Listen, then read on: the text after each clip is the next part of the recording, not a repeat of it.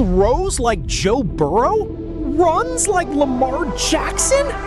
Jayden Daniels just dragged Washington to an NFC title game, yet critics are predicting a last-place collapse.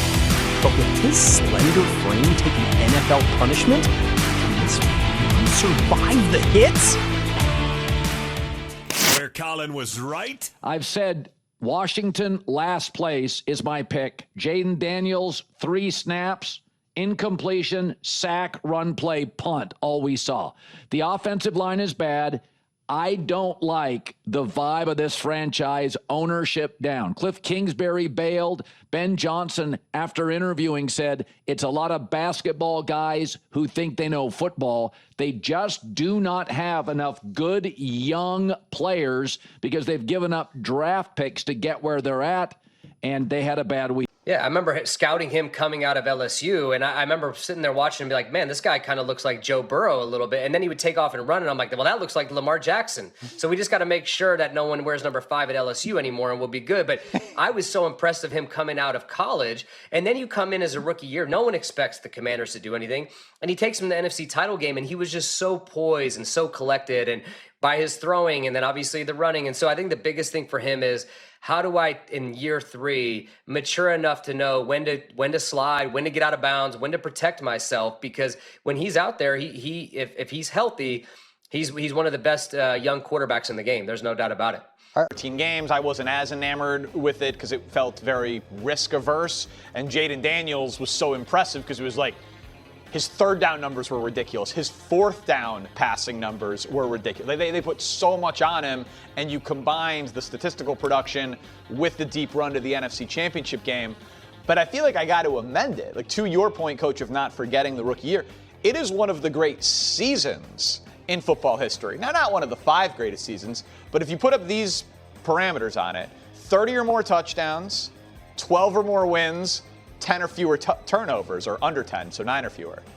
It's happened 15 times. Now, Rodgers did it 4, Lamar did it twice, Brady did it 3, and then it's a group of Brett Favre, Patrick Mahomes, Drew Brees, and Jayden Daniels as a rookie. So it is a remarkably incredible season. And I think with Jayden, the big thing is his health. I thought he had one of the best, if not the best, rookie season by a quarterback of all time. It was incredible. And it wasn't just running the football. I mean, I'll never forget, he threw a touchdown pass against the Bengals. They brought up weak safety blitz, and he hung in there and delivered a dime to McLaurin. And you're like, this is a legit guy. Now, the problem is the way he plays, he puts himself in harm's way. And so that's going to be the big thing. You got a new coordinator in David Blau, a guy who's played the position, who has a little bit of influence from Ben Johnson. So what's this offense going to look like? I'm happy that they signed Diggs. I think he's a good compliment to McLaurin. But to your point, it's an older team, and he doesn't have the same type of star players around him that Drake May has or Caleb has. So I do still think Jayden has a bright future ahead of him. He's got to learn to protect himself, because as we talked about earlier, nothing more important than the health of the team. And if he's not out there playing, it really takes away the chances of them having a good season. Stefon Diggs is here to strike, but who is protecting the quarterback? An early injury to Laremy Tunsil just left Washington's blind side completely exposed. I think Stefon Diggs is a real plus for him. The struggle I have with Washington, just like we talked about with San Francisco, here's another old team. They've already lost Tunsil in the preseason. So that to me is going to be the limiting factor for Washington this season, is same form as San Francisco. Can they stay healthy? Yeah, and I think with Jayden, the big thing is his health. I thought he had one of the best, if not the best, rookie season by a quarterback of all time. It was incredible. And it wasn't just running the football. I mean, I'll never forget, he threw a touchdown pass against the Bengals. They brought up weak safety blitz, and he hung in there and delivered a dime to McLaurin. And you're like, this is a legit guy. Now, the problem is the way he plays, he puts himself in harm's way. And so that's going to be Brian, that he hasn't put on more weight now being in the league. Like, you would think being in a pro weight program and the fact that that's been a bit of a concern, that he would have put more on his frame. And I know that's Nick's big issue with him. I thought we'd see a little bit bigger version of him coming into camp. Yeah, totally. I agree. I mean, he looks so skinny, and I get it. He moves fast, but if you move fast and they eventually get you, I mean, there's some big men out there hitting you, and so that's part of the position. Look, as a quarterback, you're going to get hit enough as you hang in the pocket to throw the pass. Now you add that to designed runs, scrambles, you're out in the middle of the field, there's fast linebackers. I mean, you're going to take hits. And so whether you adjust your play style or then in the offseason train in a certain way that you put more mass on to be able to withstand those hits. A combination of Joe Burrow and Lamar Jackson sounds very scary and very dangerous. And it was. And it was. Also two players with a lot of injuries, though. There are moments in NFL history when a single transcendent player arrives and instantly rewrites what is considered possible for a broken football franchise. What Jayden Daniels accomplished in the nation's capital was not merely a promising rookie campaign. It was a football resurrection of historic proportions. In a city that had spent 3 agonizing decades wandering through a wasteland of coaching carousels, front office dysfunction, and quarterback graveyard rosters, Daniels stepped onto the field and transformed an entire organization overnight, dragging the Washington Commanders out of obscurity and all the way to the doorstep of the Super Bowl. To measure the sheer magnitude of what Daniels put on tape, you have to look at the legendary company he keeps. When you filter the entire century-long history of professional football down to seasons featuring 30 or more touchdowns, 12 or more victories, and single-digit turnovers, the list shrinks to an almost mythical fraternity. Tom Brady, Aaron Rodgers, Patrick Mahomes, Drew Brees, Lamar Jackson, Brett Favre. That is not just an elite tier. That is the Mount Rushmore of quarterback royalty. And standing right beside them, in his very first year wearing an NFL uniform, was a 23-year-old rookie executing third-down miracles with the poise and command of a 10-year veteran. Scouts and evaluators who studied Daniels during his Heisman campaign at LSU saw the blueprint before the rest of the league caught on.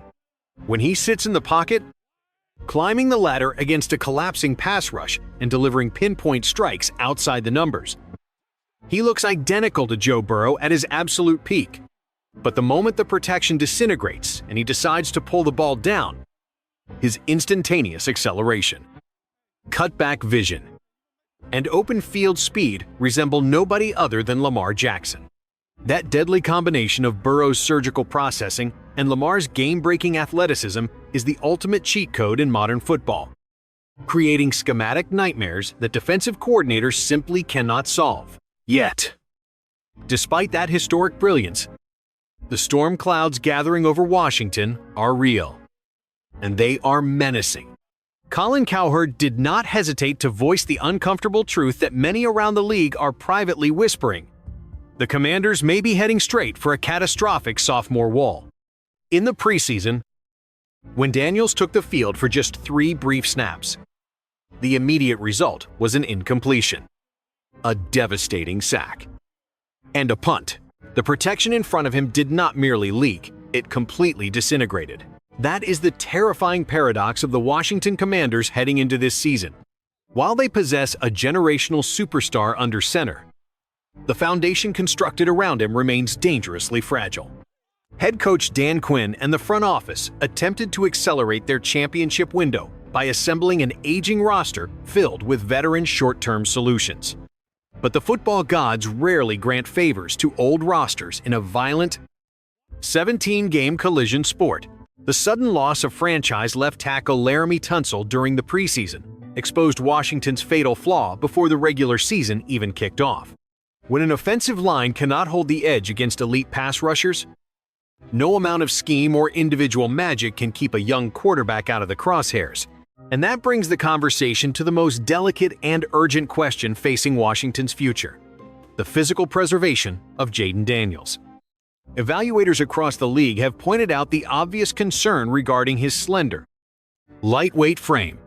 Daniels possesses world-class straight-line speed, but in the National Football League, speed only delays contact. It never completely prevents it. When a 260-pound edge rusher or a flying safety collides with a quarterback in open space, physics always wins. Joe Burrow and Lamar Jackson are 2 of the most gifted passers on the planet, but both have suffered devastating, season-ending injuries when forced to absorb excessive physical punishment. The addition of perennial All-Pro receiver Stefon Diggs provides Daniels with another elite separator alongside Terry McLaurin. giving Washington one of the most potent and dangerous perimeter duos in the entire NFC.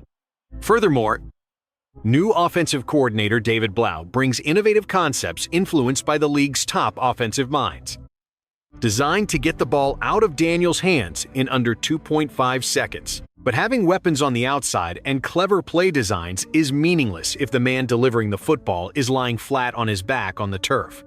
Blau faces the monumental challenge of evolving Daniels' instincts, teaching him when to slide, when to throw the ball away, and when to resist the heroic urge to fight for an unnecessary extra yard against unforgiving linebackers.